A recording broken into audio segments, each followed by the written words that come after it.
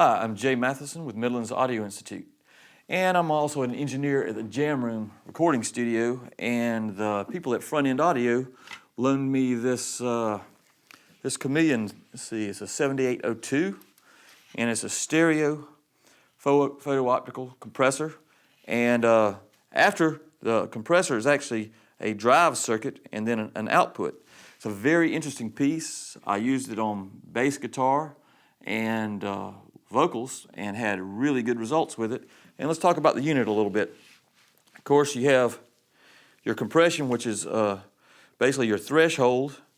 You have a variable attack release time. You have a switch for the ratio, 2:1, 4:1.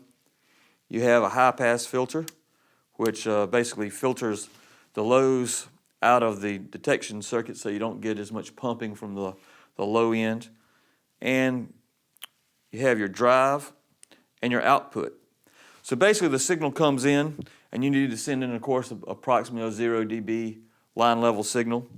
And you tweak your compression knob for the threshold and to start to see your gain reduction. And then, of course, you flip between the 2:1 and the 4:1 to see which one's going to work better for you. And I think over here is a stereo link. And the stereo link is, of course, good for stereo sources or when you're using this as a mixed bus compressor. So I use this a little bit as a mixed bus compressor as well as tracking the vocal and the bass guitar through it, and it worked very well. It also works very well as a line amp, and basically when the signal comes in, of course you have a clip light here and you want to be sure that you don't overdrive the input, because when the input comes in here there's no control. Basically you tweak out your gain reduction with the threshold or compression knob. And I tend to like the second click for the attack release, so it's one of the slightly faster but not super fast. So I like that click on the attack release time especially for the two bus mixed compression line amp setting. So basically I set that and got the compression working a little bit, and it sounded pretty transparent. So then what I could do was actually, when I used it as a mixed bus compressor, I could add in a little drive which could add a little grit.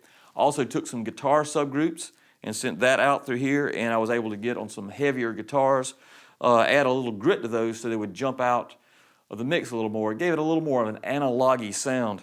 So this is a really good multi-purpose piece, and I know these things just came out and a lot of people are interested in them, and I have to give this thing's a serious thumbs up because I think you could use these things on about anything. I think you could tweak out the attack release time and use it for acoustic guitars, you name it. I personally have a photo-optic compressor which sounds very good on certain things, but I don't have any control over the attack and release times, and they've added that as well as this drive circuit.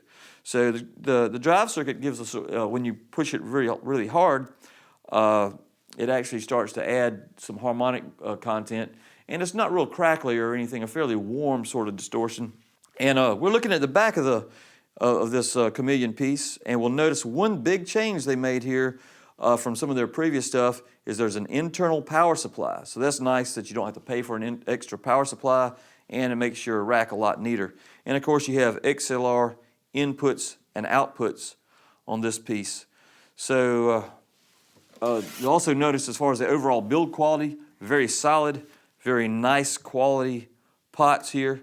So overall, you got a nice solid piece with an internal power supply, and it's an impressive, solid, hefty piece.